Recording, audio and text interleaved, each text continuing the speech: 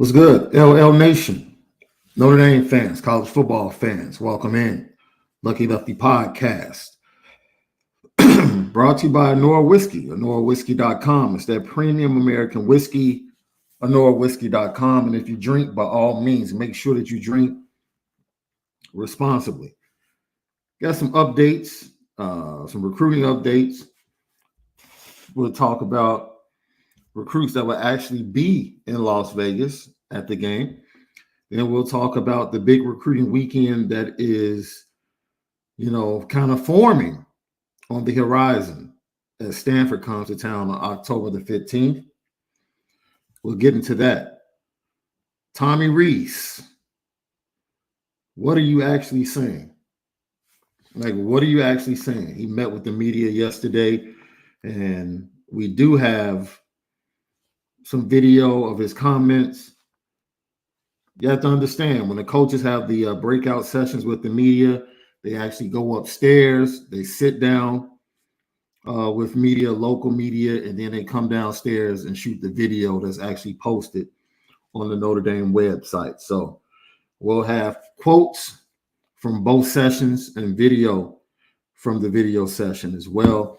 And then we'll hear from defensive line coach Al Washington talking about how the defensive line continues to get better, specifically against the run, which is going to be paramount in being able to make Jaron Hall and that passing offense of the BYU Cougars one-dimensional on Saturday. So we're waiting for Left to come on in. He's doing daddy duties right now. Had to get some other things taken care of before we came on today, but we appreciate everyone. Make sure you smash that like button, share, let everybody know. Lucky Lefty podcast. We spin it different. So some very interesting comments.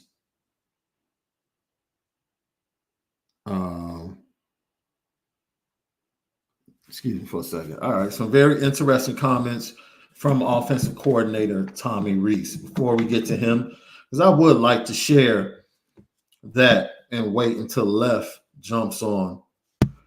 Matter of fact, here's Left right here. What's good, Left? We here with it. Yo, so you want to start? Let's flip. Heads, tails. You want to start with the quotes from Tommy Rees from the sit-down session, or do you want to start with the video from his stand-up session with the media? Let's go video first. Let's go video first. Tommy Rees, he met with the media, and very interesting comments yesterday, talking about the offense and talking about how they view BYU. And, Left, I think I'm going to let you roll, because today is, first of all, the question of the day. Do you need Notre Dame to dominate BYU to be happy on Saturday? We know BYU is ranked 16th. Notre Dame in some places is a 9-point favorite. It's gone down a little bit. It's going down. Do you need Notre Dame to dominate BYU? That's the question of the day.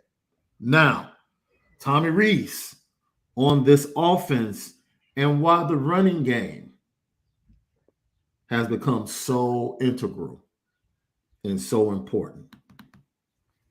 To have a good running game, it takes everybody, like we've talked about, quarterback, getting guys in the right position, communication between the lines and the tight ends, backs, trusting the holes and the looks and trusting what they've been taught, and then the receivers help create the explosive runs by blocking downfield. So got another great challenge this week to be consistent in the run game, but we're hoping to build off where we were at last time we played. Looking to build off of North Carolina and improve upon that against another, in my opinion, lackluster run defense.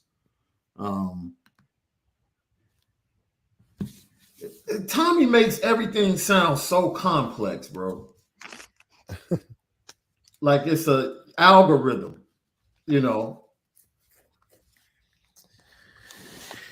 Well, I think when you're an offensive coordinator, you have a lot on your plate. being that and the quarterback coach, you get very into your own head about the details of things because there's so many pieces that you're dealing with outside of managing the quarterback to be on the same page that the run game is not as easy as it may seem because you're trying to scheme up the blocking. Blocking's there. You're trying to make sure you have the right running back for the right call and the right hash at the right time. You got it. It's different run schemes you're trying to implement against the defense that's showing different things. So you know that planning and play designing and getting into the week to week game planning, there's a lot of moving pieces to just get a basic run week to week the right way. Sometimes if you like a run, you got to dress it up the next week.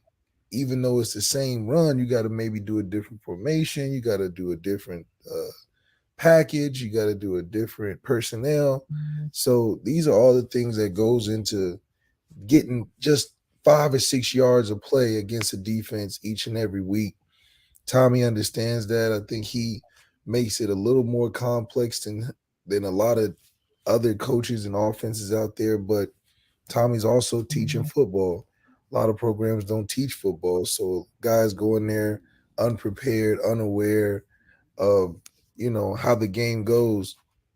But like we're not like Baylor where we line up 3 guys on one side and one guy on the other side and have the one side just run a go route and everybody else just stand around. There's a lot of routes involved, reads involved, but it all goes back into what's going to get us scoring 45 points and putting 40 plus points on the board is the time it takes to be as intricate as Tommy is. I think he, as a personality, isn't the most exciting person to get you riled up or to buy into something on a exciting level, but he's probably the most realistic person you can be around or pragmatic person you can be around when it comes to hoping and being excited for the future. Lucky Duffy podcast talking about Tommy Rees and his comments yesterday, right here. The Onora boys. So my only thing with what he said was, the running game, what all has happened. It's like all 11 guys have to look, man. I always go back to what you said. It's rare, very rare in a game that everyone does what they're supposed to do on the play. Yeah. That's offensively and defensively. Yeah. Like somebody's not going to block the way they were supposed to block. Somebody's going to mess up. Wide receiver, somebody on the play is going to mess up. That's every just time. a part. Yeah, every time. And that means that's where skill comes into play. And you have to be able to overcome those mistakes by certain people. So, I know you will. It's coach talk to say all 11 have to be on the same page, but it's like it's the run game. Yeah. Your offensive line gets pushed up front, stay on their blocks, and give the running back an opportunity to use his eyes and run the daylight. Like, yeah, absolutely. Now, we gotta I don't know how much, he talked about the quarterback having to be able to do this and do that. It's like, dude, they're looking to the sideline. Like, whatever the adjustment is, they're looking to the sideline to get it. It's not like the full weight of pre-snap is on the quarterback in this system based upon what I see. If I'm wrong, let me know. But I'm like, man, we're looking to the sideline to see if the play is getting changed. And then you got 5 seconds to go ahead and snap the ball. I mean, that's typical Notre Dame over the years. Yeah, typical Notre Dame. I think, nowadays it's just one of those things, man. I think because Notre Dame is such a elite school in itself, everything about it has to in some way show that. And even on the football field, there is no simple way of doing it. It's high level stuff, football field, classroom, just the campus in general. So it's more of a challenge, but like anything, a guy that can operate at a high level like that, you'll have a ton of success. You know, I think that's what the goal is each and every time. Notre Dame's not an easy place in any aspect, so the football is challenging in and of itself too. So let's talk about the offense. And he was asked, what has changed about this offense from Marshall to today? And this is what he had to say. Just offensive football is such a team game. It's different than defense. All we talk about is owning your role, doing your job, and so we're asking all of our guys, and a lot of time it's simple things, right? It's just, the ability to repetitively do the little things, and that's what leads to success. There's no secret formula. Nothing's really changed. We're just continue to emphasize the details and having guys focus on what they're trying to do, focus on what they can control, play for each other with effort, and, good things will come. Nothing's changed. Thomas, look, you do what I tell you to do, we're going to be all right. That's all it is. Yeah. Do your damn job. Yeah, don't worry about making no plays. I'll make the plays for you if you do what I tell you to do. And, a lot of that is just pride in the system that he's trying to create. He believes in the stuff he's game planning. He wants it to be about, look at this. Wow, we did this type of play. Ooh, we got him. Ooh, wide open. Instead of focusing on the fact that we got Lorenzo Styles. You can run some base stuff with a guy like Lorenzo Styles. He's going to run past somebody. I think 2015 was a perfect picture of that. We had Will Fuller. What play design? Throw a go route. Yeah. Will going to be open. What happened in Virginia game? In the beginning, it was a little tough. And what coach called? He said, we're going to go max protection, 9-9-9-9. Everybody run a go route, throw it to Will. We go out there, we run the plays, a 60-yard touchdown. We go up in the scoreboard. That's it. That's it. But who does the credit go to? The credit goes to the amazing pass, the amazing catch and run, the amazing route, the amazing speed.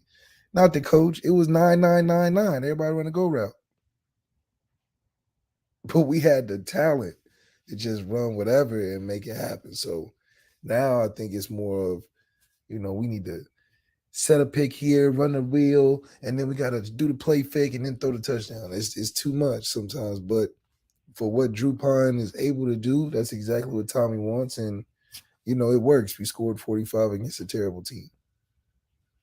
It's kind of similar to the struggle we saw when Bryce went out of the game last week for Alabama and Jalen Milroe came in the game and they struggled. And then finally they just woke up and said, you know what? We're going to just run this darn ball down their throat. That's it. This is what Jalen does best. This is the talent we have. And this is what we're going to do. Like, let's stop trying to make this, Something is not. Yeah. It's not the same guy. This is a different guy.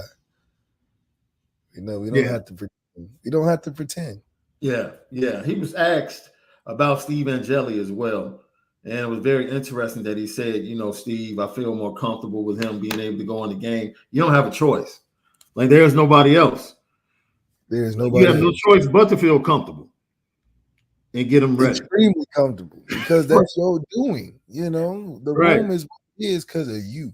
Right. So you better be comfortable. He better be comfortable and ready to come in if anything happens to Drew Pine. You're darn right.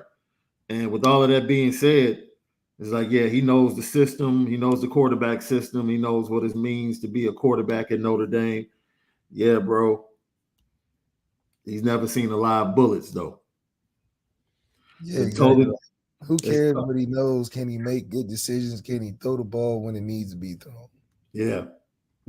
And you can only find out about that in the game. In the games. That's it. Lucky Lefty podcast. So let's get to this last video and then we'll get to some of the quotes, bro. Because the quotes, in my opinion, are a little bit more interesting. Tommy Rees, what makes BYU's defense so challenging? They play a number of guys. I mean, they come out in waves. There's probably 20 to 25 guys that play on their defense. So, like, similar to how we're multiple in personnel, they are too. Week to week, they look a little different based on who they're playing. So you're preparing for, something that you're taking an educated guess on. They have good players. Bywater's a good player. Tooley's a good player. Coordinator does a great job. Again, they've evolved within the defense that they've had over the last couple of years. Coach Yaki he gives you a different challenge every week, and I think you got to try to figure out what that is. But they have a veteran team. I think they have like the most returning production out of any team in the country from last year. So you're going to get a lot of guys that have been in the system, have grown in the system, know the adjustments. So we got our work cut out for us. But again, as much as we can focus on ourselves, that's going to be our emphasis. You know what? They have some really solid defensive backs. BYU pass defense statistically pretty good. Matter of fact, when I look at the stats, they're giving up 26.4 points a game, which isn't spectacular. But the opponent's pass play percentage is 41%, which means teams want to run the ball against them. The completion percentage is 60.2%. Opposing yards per pass is only 6.5, though. And they're only giving up 175 yards passing per game. So, conflicting stats there, comes to their pass defense. They're not giving up yardage, but they're giving up completion percentage with only 40% of passes. I think Notre Dame is going to pass the ball much more than 40% in that breakdown of their plays on Saturday. Yeah. But I will say this, and this is going to sound crazy. This will be the best set of offensive weapons that they've faced all year, in my opinion. In my opinion. I think Notre Dame's offensive weaponry, when you include Mayer and the running backs, are better than Baylor's offense. And I think Blake Shapen and Drew Pine are pretty much the same quarterback. Like, it is what it is. You know how I feel about Bo. So I don't think highly of Oregon's quarterback. Oregon basically came out and pushed them around and got up early, and there was ball game. Oregon has a few quick wide receivers, but Oregon doesn't have like this huge. Maybe in a year, the class that's coming in, they might get in some more, but in his first year, Dan Lanning doesn't have the wide receiver core that you're used to seeing at Oregon. This honestly could be the best offense that BYU is about to face. Oh, of course. In Notre Dame. So, yeah, so, and you can take this for what it's worth. Their defense is amoeba-like, bro. It's a 3-3-5/3-2-6, but they play it 4 down. So they're real stout in the middle. And I saw someone in the chat say that their D-line is really good. It's like, no, I wouldn't say that. They're stout up the middle. So if you're trying to run the ball directly at them, short yardage, yeah, they could be stout.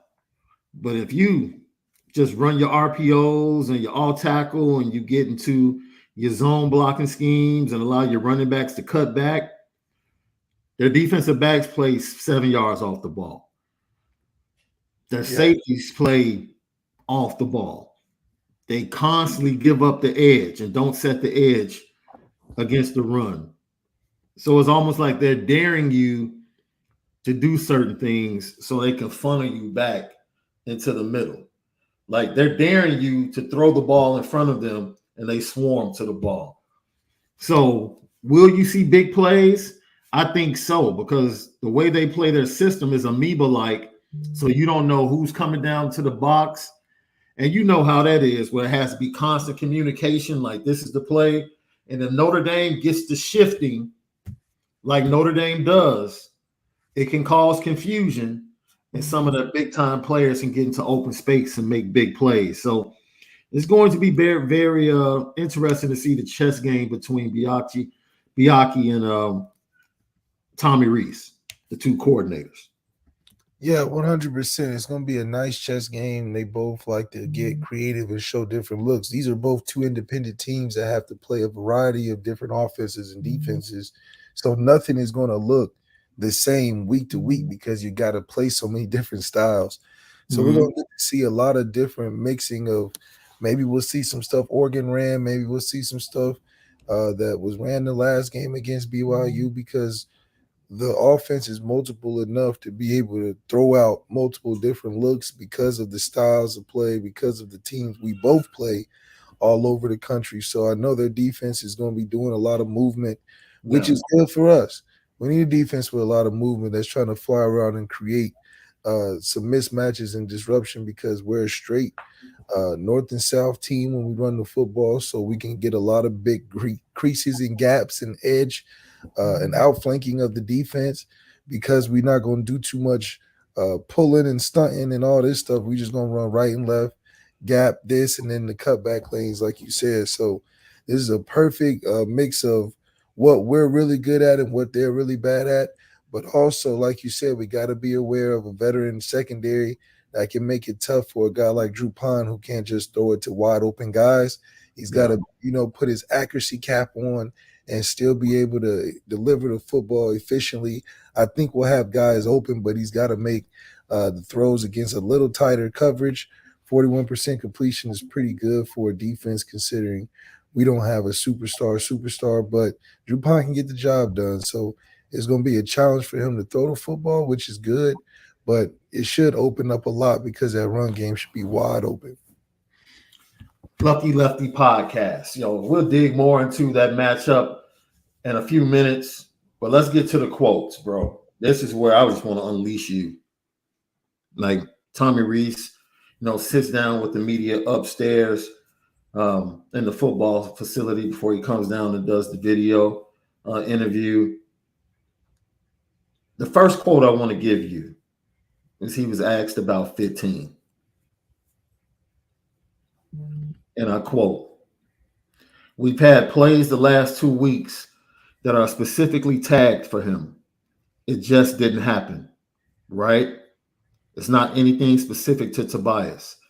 Game flow, other situational factors kept him on the bench."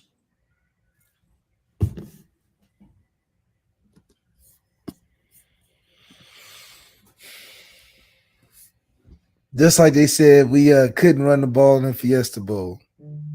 We didn't attempt or make a concerted effort to run the ball in the Fiesta Bowl. So this is no different. We didn't make a concerted effort to get him in the game. Yeah, we had some plays drawn up for him, just like we had some plays drawn up for Tyler. But Tyler wasn't playing the whole game, and Tyler wasn't the same impact. Like, just because you got a tag for a guy, X go or X slant, and he doesn't throw it, you can't say, oh, we tried. Concerted efforts is having him involved in the offense where you got big third downs where he's the guy you're throwing at, going to, calling plays for. A young guy like that, you got to call a play for him. You can't call a play and tag a guy in there because the quarterback's not looking for him. More times than not, if he's Drew Pond, he probably stay into the progression. He's not throwing too many individual tag routes because that's not Drew Pond. Drew Pond throwing that concept, throwing that drag, throwing that out route, that high-low concept. He's not throwing no individual routes.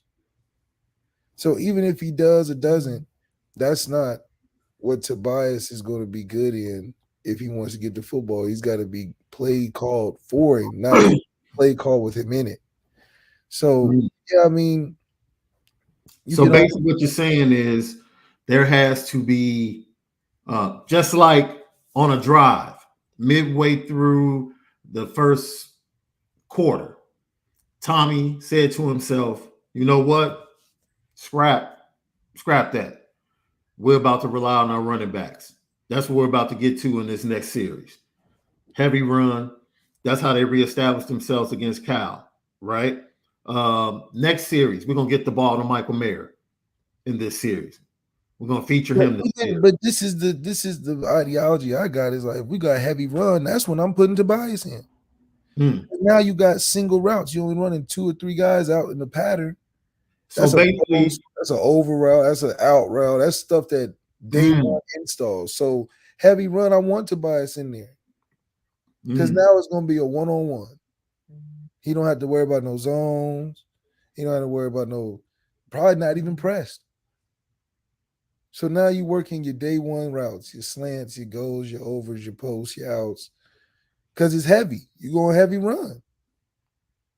Now, if you're going third down, game on the line, 3rd and 8, you in the middle of the field, and they drop 8, okay, I get that. But if you second quarter, you're on your 4th drive, you trying to go more running backs, throw Tobias in there. Him and Lorenzo Styles running some play action. That'd be great. You telling me you can't do that? No, that's crazy. That's crazy. So basically what you're saying, go heavy package, feature the run, bring the safeties up because they're trying to stack the box, and that's when you let him go deep. And guess what? Defenses do that to us all game. So he should be in the game all game. He's special at running past people. We're special at running the football. Every team in America at some point plays the same. Hold the box, play man to man. We recruited Tobias for that. That's when he should be in. When they go press and they load in the box, say, all right, we sick of y'all run all up and down us. We're going to go load the box. Y'all going to throw on us one-on-one. That's why we got Tobias. That's why we got Tobias. In the recruiting pitch, I'm like, look, team's killing us, loading the box. We got Bray Lindsey on YouTube. We got Avery Davis hurt. We need a guy that can win one-on-one when they load the box. That's why we want to get you here. Because we know we can throw it up to you one-on-one. You can run fast, down the field, big post, whatever. And then you get him there, and you're not using him for the same reasons that defenses are still playing us the same way. Still trying to man us up and load the box.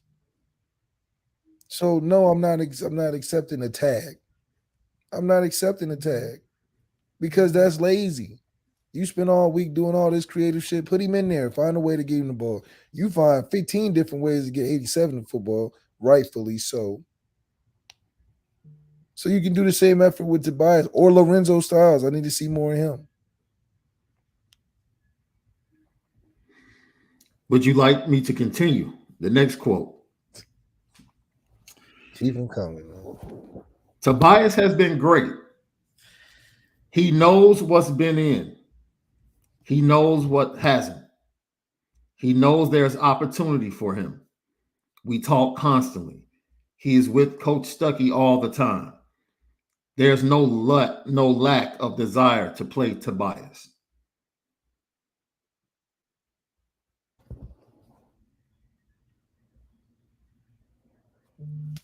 What was that last part? I'll read the entire quote. Tobias has been great. I can stop right there. If the man's been great, put the dude on the field. Stop trying to sell me. You're not a card salesman. Yeah, she's cute. She's fun to hang out with. She's cute. Yeah, she's right. She's 9 for 10, 9 out of 10. Right. But Right. Wait a minute. Tobias has been great. He knows what's been in. He knows what hasn't. He knows there's opportunity for him.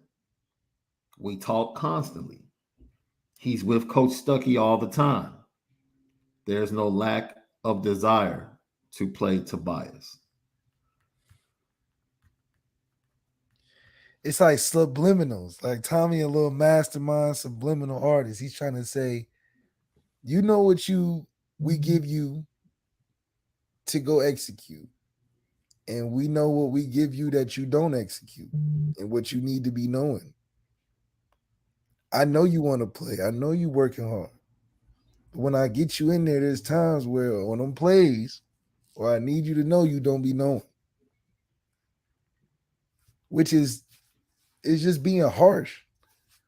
I mean, if the kid is talented, he's a top kid, you want him to play, it should be, man, he's great. I'm trying to find ways to get him the ball in stop, full stop. What am I talking about? Why am I trying to talk around the fact of recruiting a guy to change the receiving room and then got to find harder ways to explain why I'm not using him? That's crazy. That's crazy. Especially if we're not averaging 500 yards a game. If we was averaging 500 yards a game, man, he just got to wait his turn, man. We eating out here. Period. Facts. Period. Facts. Lucky Lefty podcast. Malik's having some difficulty right there. I think he had to check out for a second. He'll be right back. But I agree. I totally agree. And I see the angst and the anger as I read the quotes from LL Nation and Notre Dame fans in the chat. Jay Henry. We always love our brother for tapping in. Ridiculous. Adam Ziliak. Thank you for tapping in. You realize it doesn't matter how talented Tobias is. Tommy would not play a freshman Michael Floyd if he had him. He likes those veteran walk-ons who know the playbook.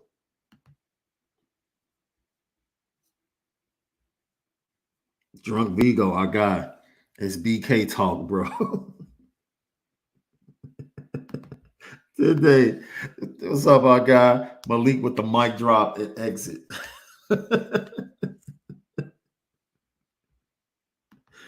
Oh, shout out to Jay. Tommy handicapping himself by not playing Merriweather. There's no better way for the kid to learn than by playing on Saturdays. Look, I'll keep it a buck, man. We did the show yesterday. I told everyone about the conversation I had with my dad. And when it came to Tobias Merriweather, I kind of backed off. I backed off and I made it up in my mind that I was going to allow things to play out. That's what I told myself. I'm just going to go ahead and allow things to play out.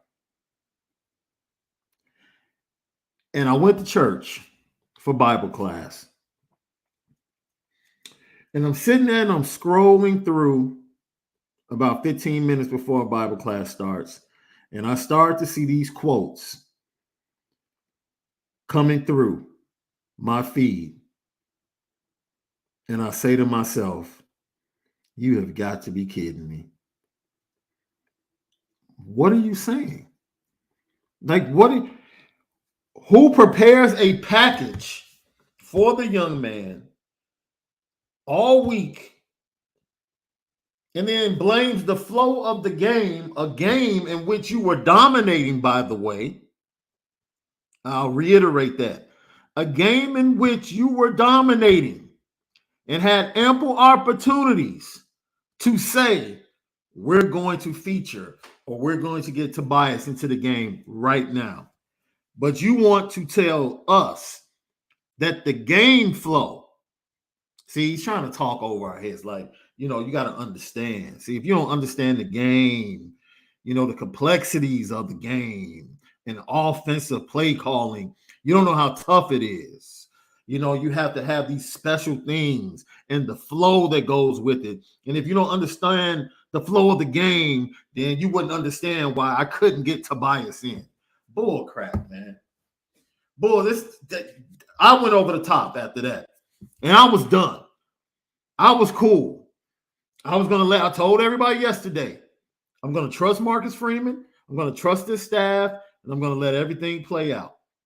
And I see these quotes, and I say to myself, you got to be freaking kidding me. What? Dude, you're really trying to talk over our heads? And it's like you're doing a poor job of doing it. Because what you're saying doesn't make sense. I can see if it was the game flow of Cal, where it was nip and tuck, you're coming off 0-2, and you just want to get a win. And it's a tight game. And you just want to depend on your veterans. Okay. You knew going into North Carolina, it was going to be a scoring fest. You knew that. You knew North Carolina's defense couldn't do anything with your offense. You knew that.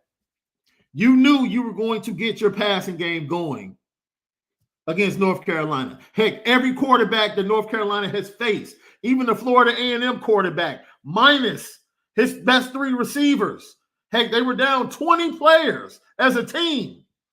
They still had a field day offensively against North Carolina's defense. There was no secret that Drew Pine was going to have a pretty good game. All we asked was 220 and 2 touchdowns. He gave us more. And you want to sit here and tell the fan base, the Notre Dame fan base, that the flow of the game prohibited you from calling plays for Tobias Merriweather and getting him on the field? I can't. I can't. I'm all out. I'm folding on the Tommy Rees deck. I'm folding. That's it. I can't. I can't do it. I can't do it. That quote right there, Tobias is great. You're trying to sell me. You're trying to sell me. You're doing that whole televangelist thing that Brian Kelly does. You're trying to sell me. He's great. No, he's great. But I just can't find the flow to get him in. It's football, man. What are you talking about? It's football. Flow? This is not breakdancing. Because you know how to breakdancing, man. You dance back and forth to catch the beat before you go into your move. This isn't breakdancing, man. It's not breakdancing. It's football. This isn't double dutch. You're trying to catch the rhythm of how they're turning the ropes before you jump in. No. It's football. Here's his play. Call it. You're up 20 plus points in the second half. Call it.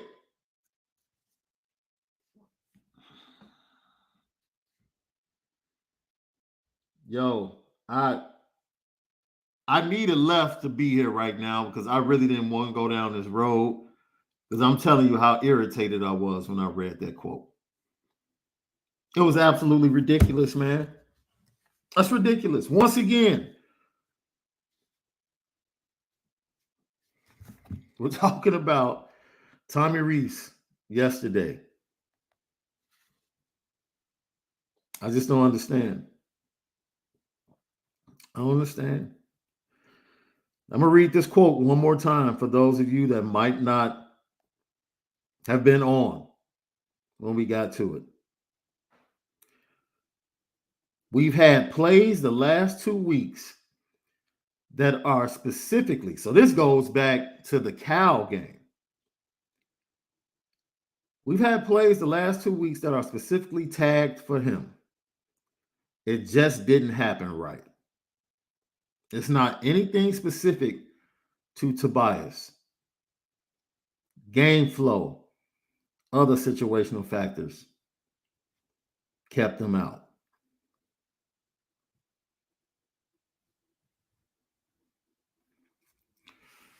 That's why the title of today's show is, man, what are we talking? What are you talking about?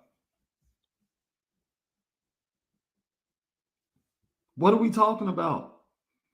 What are we talking about? Are you kidding me? And as I said, you know, if you want to say that about game flow with Cal, like you're just trying to get a win. You're just trying to get the first win of the season, right?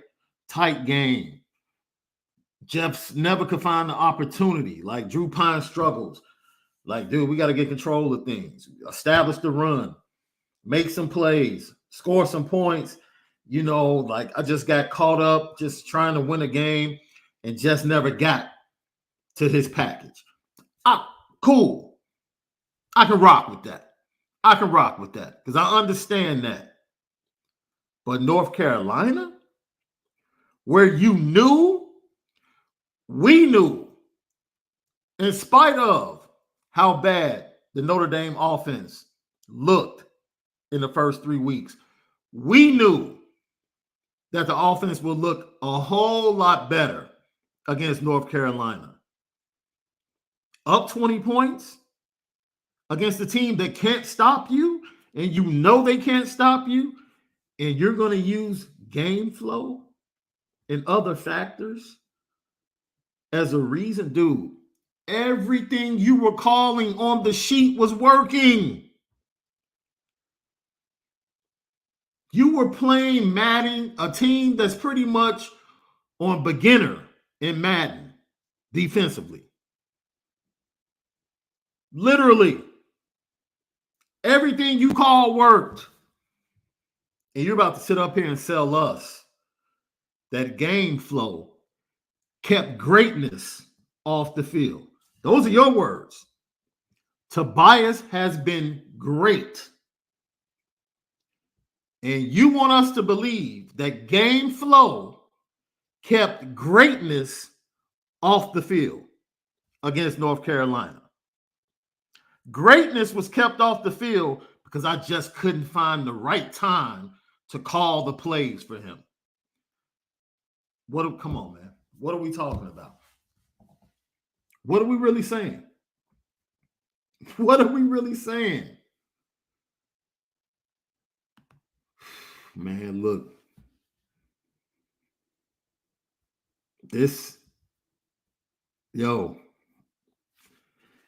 I was done. You know what? Let me move on before I go down an even darker path on my true feelings about what was said and the person that said it. Lucky Lefty podcast. Al Washington met with the media, and he gave us the reasons why he feels the run defense has been better and is going to continue to be better. Take it away, Coach. Well, I think so starting point always starts with the fundamentals, like tackling. It sounds simple, but like if you can block the stroke, you can leverage the ball, and you can tackle, you'll be successful. I think when we weren't successful, it's because we didn't do those things. So winning your one-on-one, defeating your block, leveraging the football, obviously keeping the ball inside and in front, but tackling, and not only tackling, knockback. And we made a real emphasis of that. And that's a daily thing, we're still working to improve, but I think that focus on the fundamentals has helped, bring to life all the scheme that we run. That's good stuff. That's good. Block destruction. Not just beating your guy, but block destruction. Breaking the scheme. I think we saw that not only from the defensive line, we saw a little bit from the linebackers. Linebackers played better against North Carolina. They have to be better. No J.D. Bertrand for the first half. Maris Leofau is not your traditional interior linebacker. He is a linebacker that needs to be moved around in different positions. He likes to come off the edge, pass rush, and he likes to spy and be in space rather than to have to think and deal with bodies on the interior. So Al Golden, moving him around, this is going to be very challenging for the two strengths of the Notre Dame defense, which has been the secondary and the pass rush and defensive line as the season has gone on. That defensive line has gotten much better. So kudos to Al Washington, kudos to Mike Mickens, kudos to Chris O'Leary, kudos to Al Golden for his game planning. Al Golden gets 2 weeks to game plan for Jaron Hall. His receivers, he gets a couple of his receivers back healthy this week. That's going to be a challenge. They struggle to run the ball against Utah State. It's going to be just like North Carolina. Look, other than USC,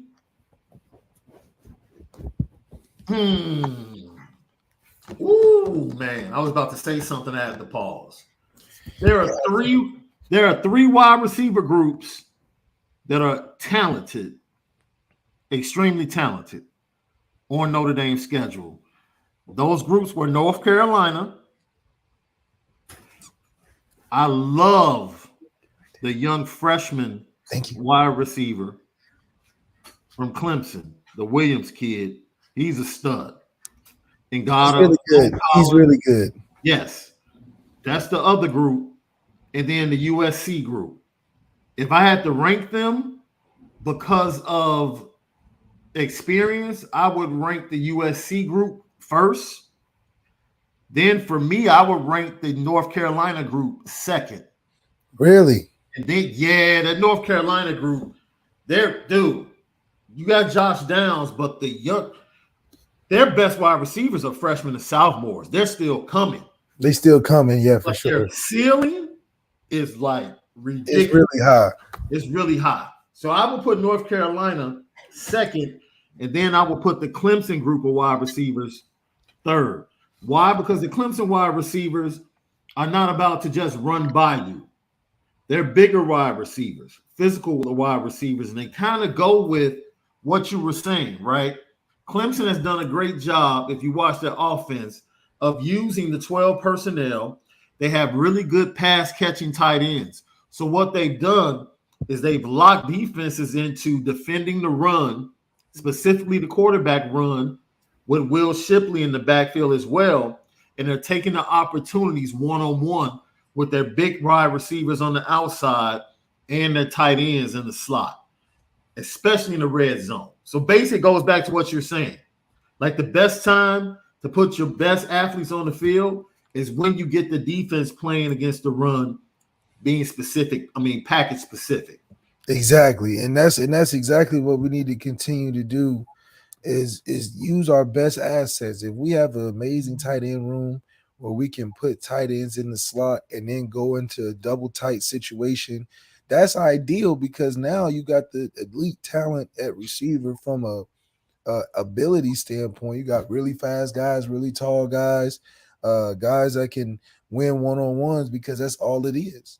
Yeah. You don't want to be playing against zone all day.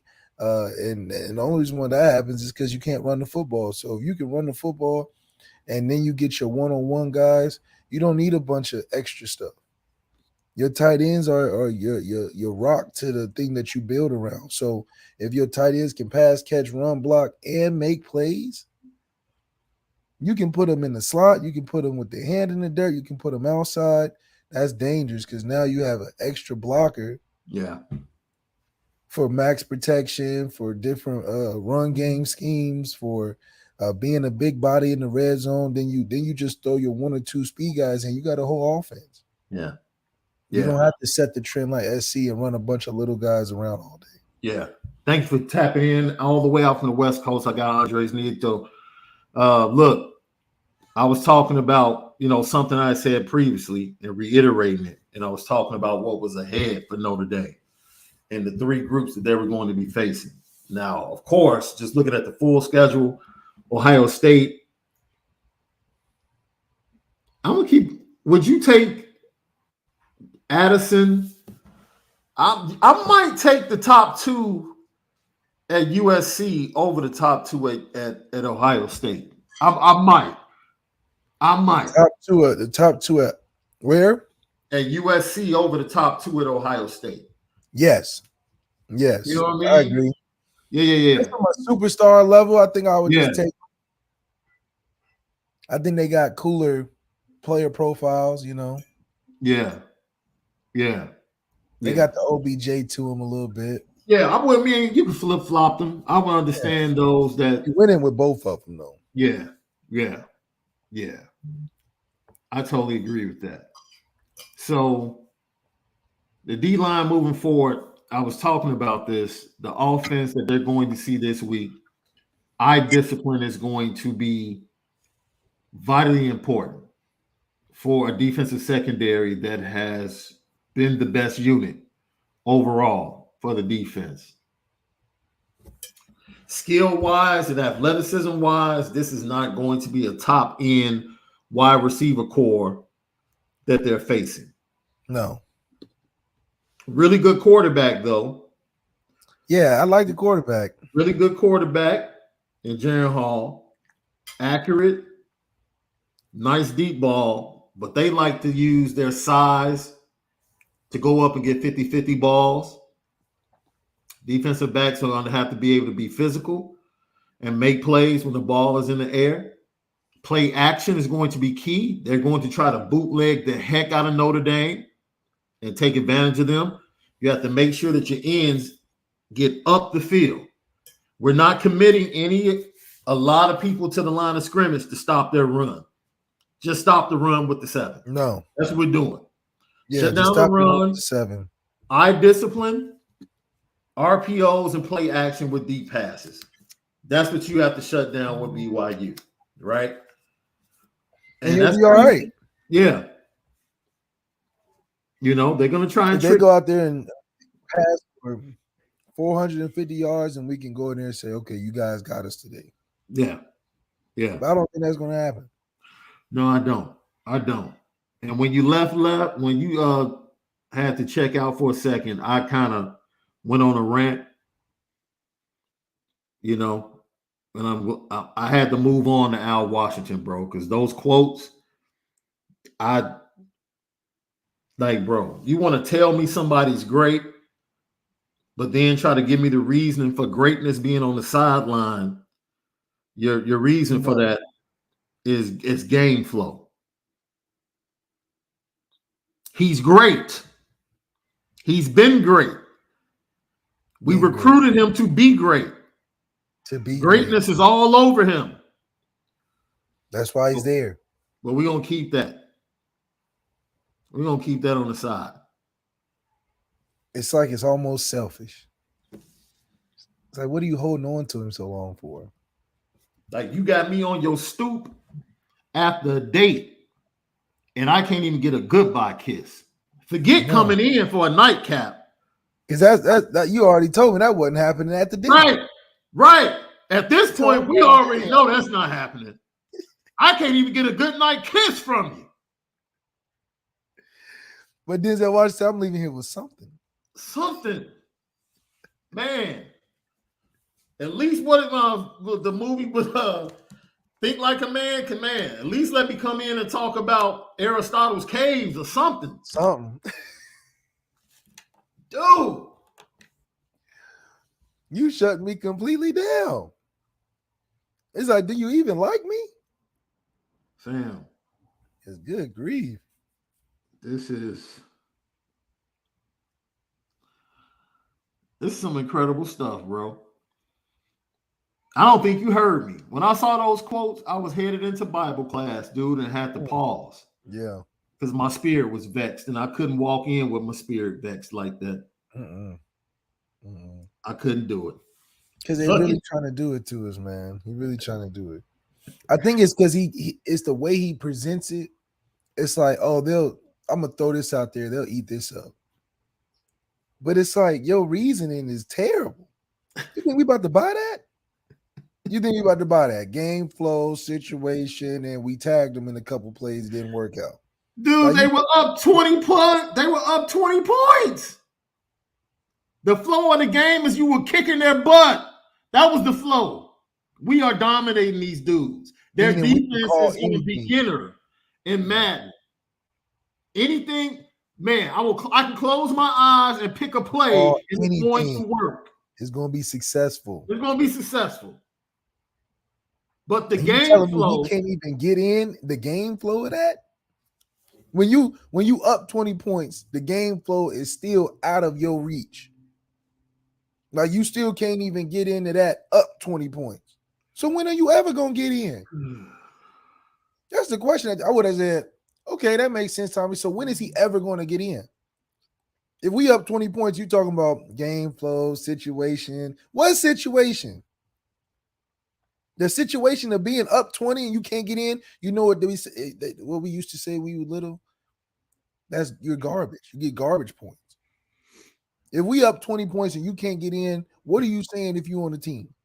You're garbage. You just not that good, bro. Or the coach don't think you that good. If we up 20 and he don't think you good enough to get in,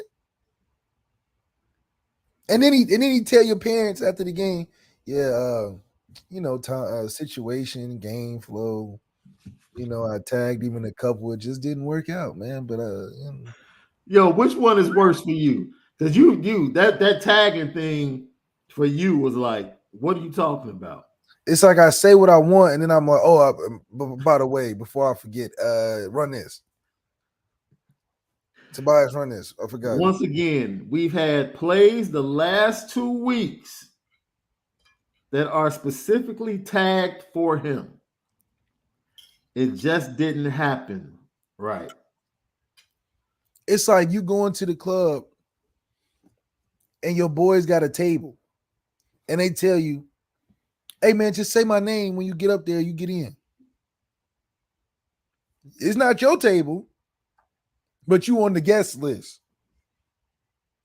And you go up there, hey man, I'm with so-and-so. I don't see. No, they added me on the end. They added me. Right. Oh, I don't see your name on the table. Right.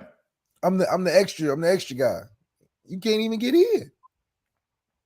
So you wasn't in the main part of what we was doing. Right. You the add-on. You the third wheel. Yeah, you on a date too, but you don't have a date. You on the date. It's like, oh, okay, like I'm going out and stuff, but I'm going out with my friends that got dates. You just going. You don't fit. You there, but you don't fit. You tagging along. That's what that means to me. You tagging along.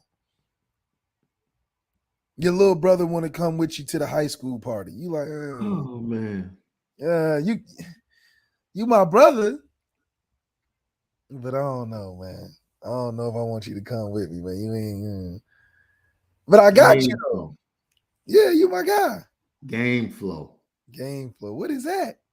We might have to make a game flow t-shirt, dog. How can you say game flow when you up 20 though? See, that's I get it. At time. Like I said, I get the cow game. Because like you're trying to get a win. You're trying to whatever it takes. Whatever it takes to get a win. Right. Okay. But not this one, bro. No. App State scored 69 points. App State could probably call Tobias and be like, damn, we scored 69 and you couldn't even get no love from game flow? Man, come on to App State, man. We done scored 69 on these bowls. Every receiver got a touchdown on his team. For him to be week 5, no touchdowns, it's a crime. Yo. It's a crime. He said, Tobias has been great. He knows what's been in, meaning he knows the installs. He knows what hasn't. He knows there's opportunities for him. We talk constantly. He's with Coach Stuckey all the time. So the young man is putting in the work. I just don't want him. He's putting in the work. Or he's Russell Westbrook. Everybody says Russell Westbrook's Hall of Famer and great, but nobody want to put Russell Westbrook on his team. Is that what he is? Is that what you're telling us? He does everything right. He's healthy for every game. But you just don't want to put him in there because of what? If you telling the kid, this is the damning part about college football, about recruiting, and about these coaches. And what I talked to CJ about earlier. The worst part about everything is the unknowing. If I'm Tobias and my coach is telling the media, telling everybody, yeah, Tobias know everything. He's great. Everything we have, know the install, know this, always with the coach, working hard. The desire to play is there. And then you go into the game and never play, you might go crazy. That's when you want to hop on Twitter and say a bunch of rude things about your coach. That's when you want to start picking up the phone and calling your mom, being like, man, I got to get out of here. Because what do you do with that? Everywhere you read and check on social media and hear from everybody, yeah, you're doing great. You're doing everything they ask, man. You kicking butt in practice. You look amazing. All the scouts and everybody's looking at you and everybody's wondering why. And then they say, oh, it's, the game flow. Game flow. It's so you call your mom and your mom like, what's going on? You're not learning your plays or something? Nah, mom, it's the game flow. you're not learning you're not working hard. Nah, mom, I'm with Coach Stuckey every day. I'm running past guys. I'm doing good in practice. But Coach Rees told me it's game flow. What do you do with that? How you go to your room and get better to fit in game flow? How do you go to your room and sleep at night when your coach tell you, oh, he's great, I just don't ever play him? What are you supposed to do with that? And that's why guys transfer.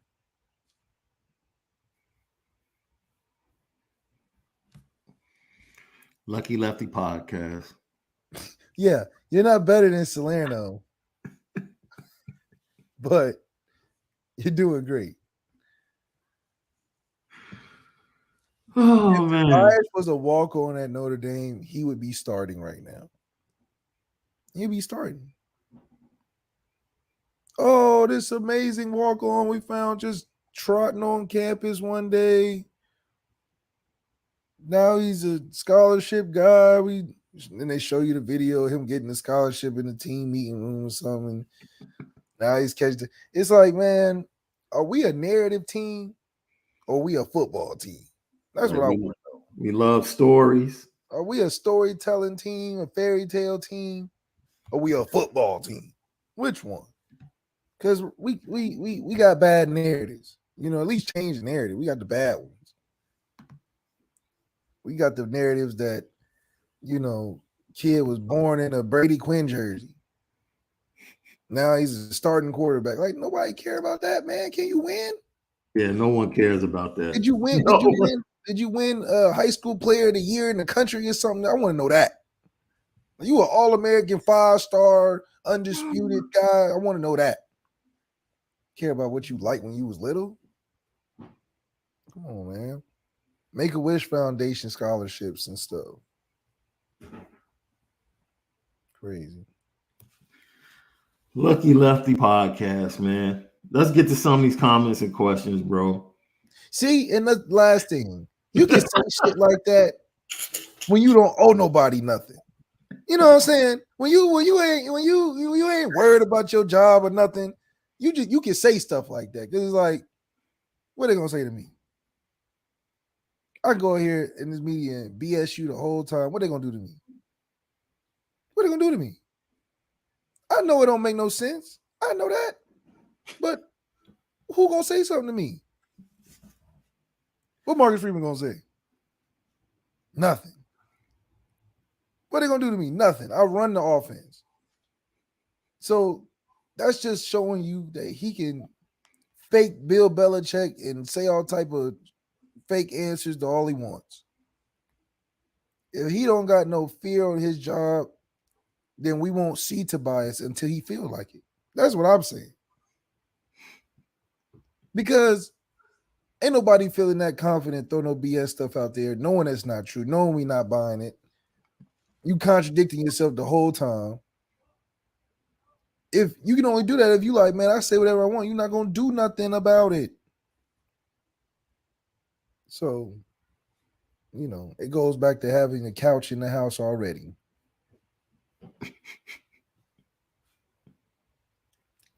Lucky Lefty podcast. Hey, before we get out of here, bro, can I read you a tweet? Very interesting. Comes from Wilson Alexander at WH Alexander _. He's a beat writer for LSU. He tweets out, Jaden Daniels initiated a players-only meeting Monday with LSU's quarterbacks and receivers to discuss the passing game and work on their trust in one another. They all felt responsible for the struggles, especially against Auburn. Didn't take long, bro. Didn't take long. No. Didn't take long. No. Quarterbacks already having player-only meetings Yeah. down at LSU. Because Coach Kelly ain't giving you no confidence in that. He's going to be like, man, guys, what are y'all doing? Oh, let's get to some of these comments. Sensational says, dominate, no. Going back to our question of the day, do you feel like Notre Dame has to dominate BYU, even though they're ranked 16th, to feel good about a win? Dominate, no, but look like we are supposed to look, yes.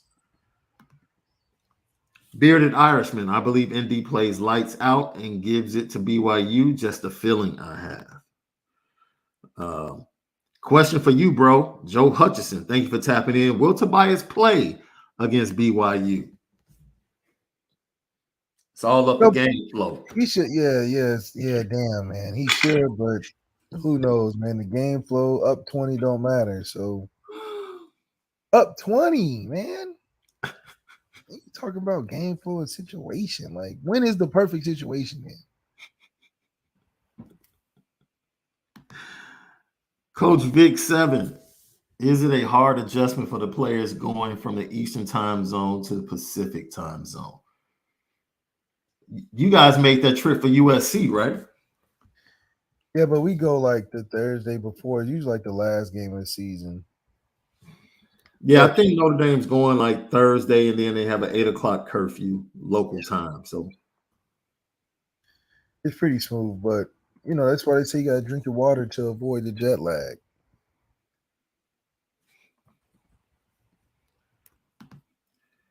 Ricky Harris, thank you for tapping in. Lefty's right. Everybody in the country that plays us knows that Notre Dame wants to run the ball. They know we want to be physical. That's a fact. It's no secret about what Notre Dame or who Notre Dame is. Going back to this man, do the heavy packages, and that's when you get an opportunity to put Tobias in the game. That's the goal right there. I mean, that's what you recruit. That's what I would hope you were out there recruiting for. You wasn't out there recruiting another Avery Davis. You was trying to get one-on-one guys on the outside.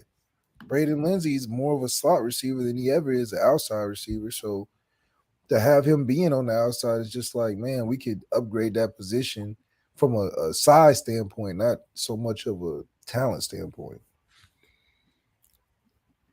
Johnny S., thank you for tapping in. Coach Freeman needs to pull an Urban Meyer, walk into Tommy's office and say, I want Tobias to get 5 to 10 targets this game. Make it happen. That's it. That's all he got to do. That's all he got to do. That's taking control of the team. It's just awkward when, you know, you getting hired for the head coach. You know, you go up there and do your press conference, and then you sit next to another guy hired on the same day. You like, damn, man, you almost stealing my thunder a little bit. You know, it's like you hold up the jersey with your name on the back, and then the guy on the other side holding up a jersey. He's like, no, it will be one jersey holding up, not two. I know I got the title, but damn, you know. Yeah. Let a brother have his own spotlight, God. Let's see. Dude, I don't even know. The Trump and Fuhrer. Thank you for tapping in. Wide receiver recruits are watching, and if TR won't play freshman, they will not come to Notre Dame.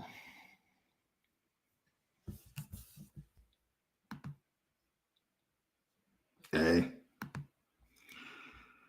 Yeah. Garland Doxy, thank you for tapping in as always. At least you played. We already experienced that with CJ Williams. With CJ Williams. Yeah, decommitting and going to, he said, CJ Williams said it. Like, look, you don't go to Notre Dame if you're a wide receiver. You go if you're a tight end, if you're a running back. And people got upset when he said it. He ain't lying.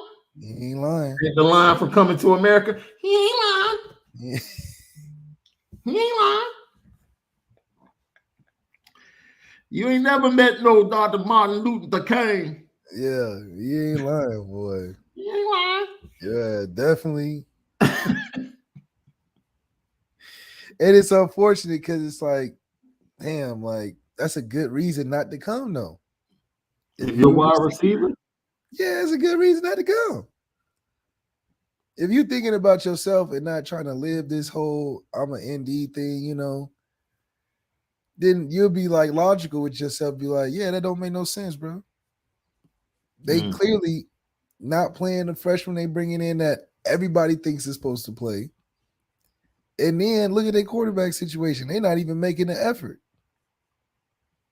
They're not making no effort to get the receivers the football. Look at their quarterback recruits. Goes hand in hand. That's a good point, Lev. Goes hand in hand. Your quarterback recruit has to show. Your quarterback recruiting has to show that you want to get the ball to your receivers. But defensively, we got some pieces to show. We got, you know, you come on down, man.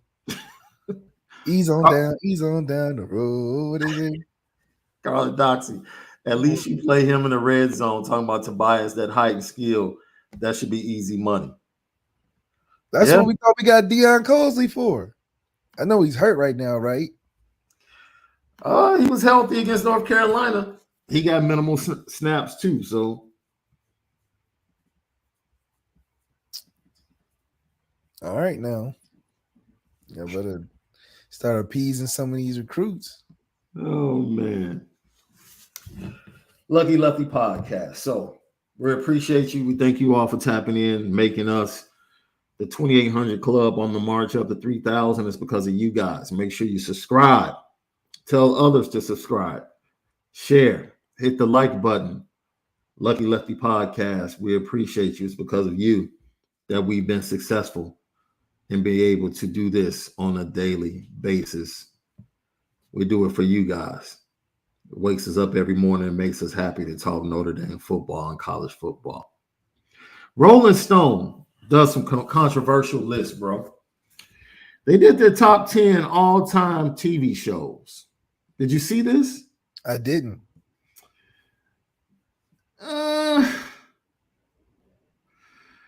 What's your top 5? Would you like me to tell you their top 5? My top 5 personally? Yes.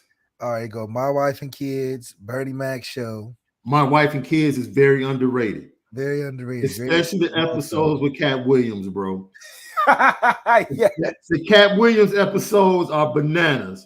People sleep on My Wife and Kids, bro. It was beautifully written, got tons of seasons. You got to check it. They still come on today. Yes, they do.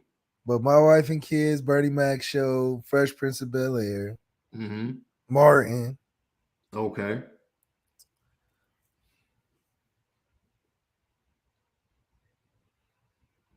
And The Office. I love The Office. Okay. I love The Office. I can rock with that. Now, this is according to Rolling Stone. This is their top 10. Coming at number 10, they had the Mary Tyler Moore Show. They went way back for that one. Okay. My mom used to watch it, but all right. And she reads books now. Right. Coming in at number 9 was Atlanta. Oh, yeah. Okay. I can put it. But Atlanta got more artistic towards the last season where it's like, all right, I went overseas. I get it. But yeah. Coming in at number 8 is Cheers. Cheers actually might make my top 5. I'll have to think about it. Coming in at number 7 is Mad Men. Coming in at number 6 is definitely a show I would probably put higher. Seinfeld. Seinfeld's great. Number 5, they have Fleabag. Number 4, The Wire. Oh, yeah, The Wire. Number 3, Breaking Bad. Everybody loved Breaking Bad. Breaking Bad would be further down the list for me. Number 2, The Simpsons. Simpsons was low-key hilarious, bro. Yeah, Simpsons lit. Okay, you can't. Simpsons was lit. I understand Simpsons being top 5. Gotta have them in the top. And number 1, The Sopranos. Oh, okay, well, you know, they never gonna get off that mafia stuff. So. I have no problem with The Sopranos. The Wire would be my number 1. I'm sorry. I forgot. The Wire is the greatest show ever done. You said the greatest show ever? Ever. It's not even debatable with me. Oh, like you can't, not even no conversation. Nah, it's not even debatable. It's like, come on, man. Nope. Yeah. Nope, we're not doing that. You know, my top 5 would probably be The Wire,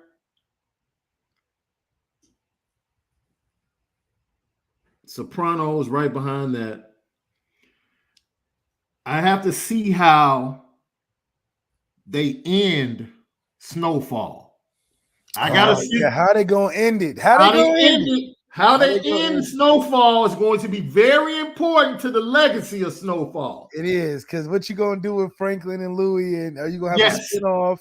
Yes, you can definitely do a spinoff, but something gotta happen to Franklin.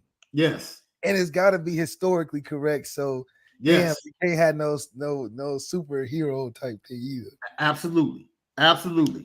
Which is crazy. So, yeah, Snowfall's my top 5. Gotta finish. I gotta hold off. I have to hold off until the ending. I'll put it in my top 10, but no top 5. That's right. Snowfall. The Wire, Sopranos, definitely the Cosby Show for me. Oh, the Chappelle Show and the Cosby Show. Definitely Chappelle Show. Dang, I'm sorry, man. I forgot. Good grief. I thought I had good ones.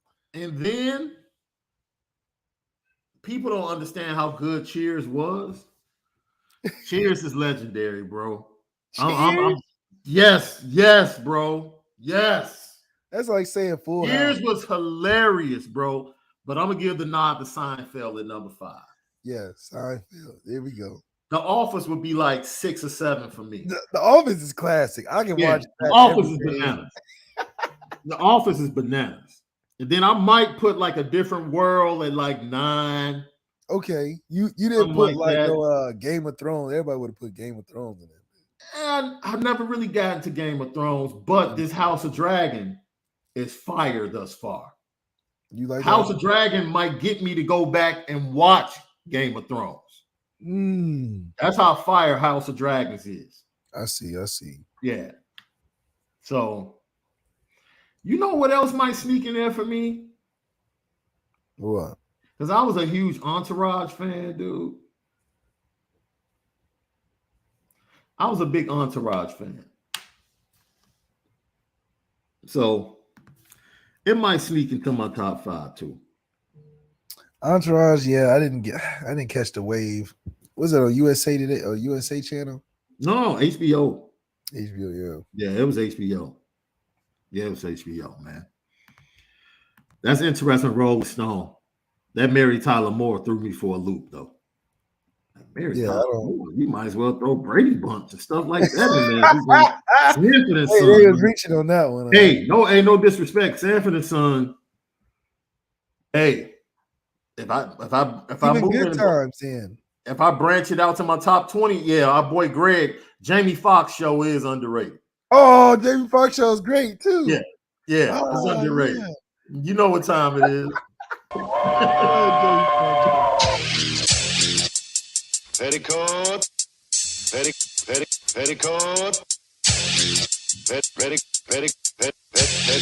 Petticoat Junction. It's time to get petty. Oh, we did a good job executing. Are you upset with something? And fire up the Petticoat Junction train. I just don't like you. You don't? No. What is today's petty historic? Petty Junction.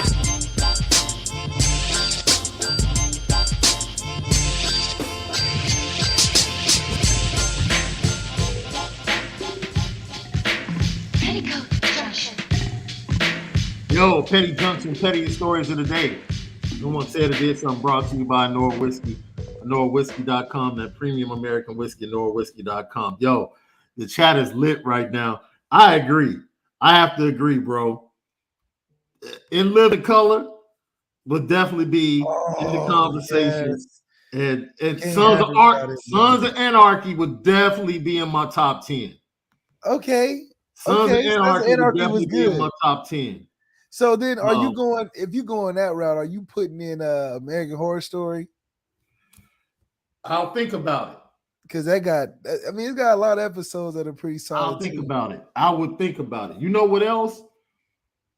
In the Power universe, I think Raising Kanan is my favorite show. Including the original Power.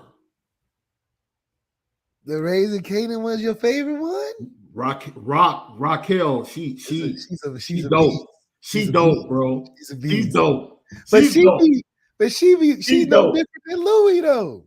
What'd you say? Snowfall. She no different from Louis than Snowfall. They the No, same. she's doper. No, she's doper than Louis. She's doper than Louis because She's she doper runs than more. Louis. Because she runs more, you know. No, But they do the same stuff. Nah. Lying, See, making the shit worse. Louis. Lying, making it worse. Yeah, but Louis, what And she doesn't did, slop. what she did to get to where she was is to Rock just nah. Rock took the advantage when her guy went to the pen, bossed up.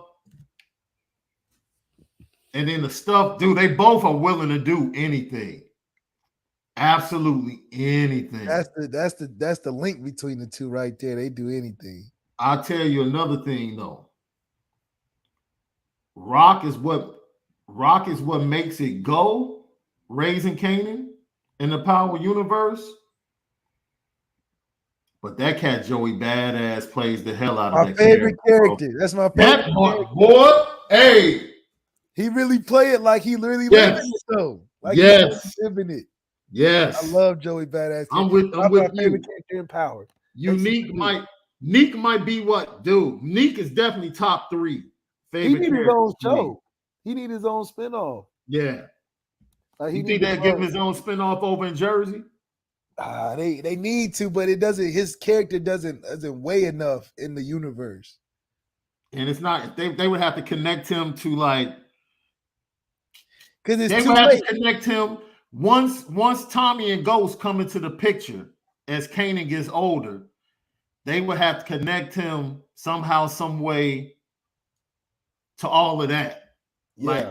Like cousins or something like that. It's too late though because they already got Junebox set up. Jukebox, yeah. Jukebox, they already got her set up, right? And then, you know, they are. It's gonna be whatever the son is of Kanan. Yeah. So whoever Kanan's son gonna be and how unique play into that, is gonna matter. But that's my second favorite. And shout out Universe show. Shout out to ND9. The original Power is the best. Without Ghost, all of the joints are lacking. False. Facts. Okay. Cap, big cap. Okay, I can agree with that. No, I'm telling you, Rock. The fact that she can carry a show, she can carry the show for sure, dude. And then Omar Epps, that's my guy now. And I didn't expect Raising Canaan to be. It's better. Each season has gotten better. Yes, because they got good storylines, like Marvin's storylines. Storylines now. Yeah. Yo, like last week when Luda messed up killing Crown.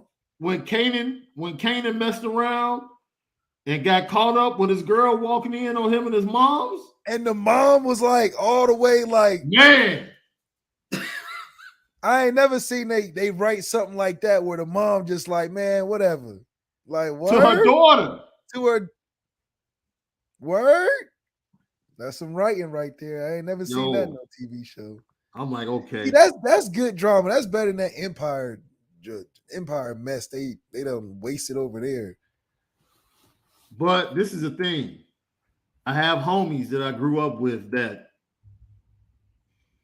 That was real. That was a real thing. Yeah. That's why for me, I laugh because I'm like, yep. Oh, so you already know that was actually a thing. Yeah, I'm like, yeah, I know cats. I know cats that, yeah, man. Damn. Yeah. Hey, bro. What would you do if you were shopping, getting some food for your boys, and you saw this in your local Walmart? Y'all want the fucking redo? Oh my God. What if you just saw this person just randomly just mad? Oh man.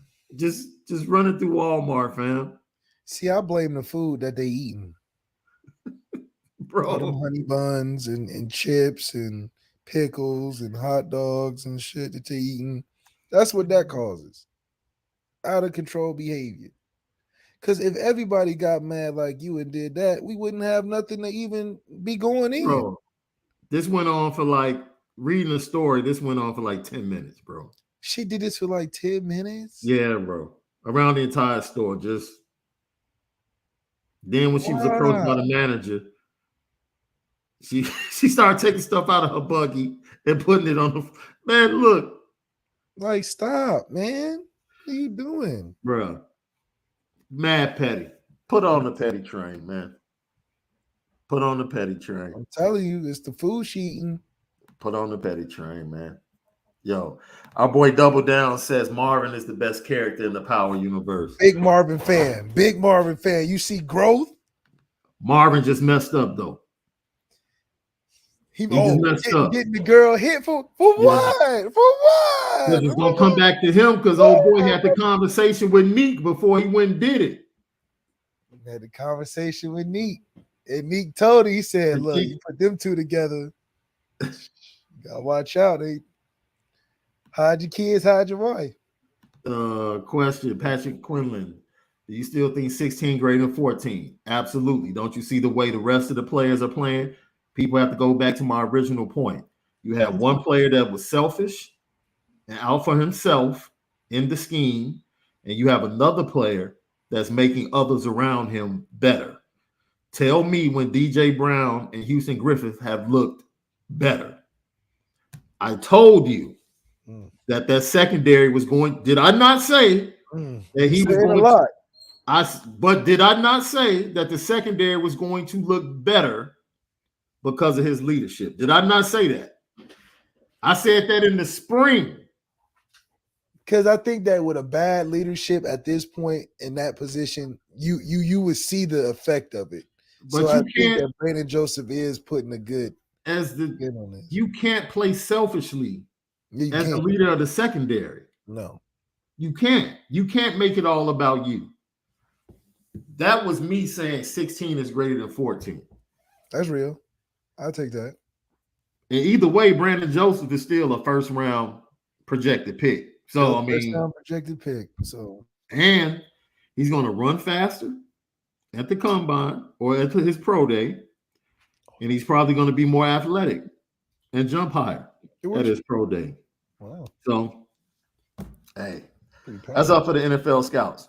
We'll see y'all tomorrow, man, for another edition of the Lucky Lefty podcast. For the original Lucky Lefty, I'm Shaun Davis. Have a great Wednesday. Most of all, make sure that you spend it different.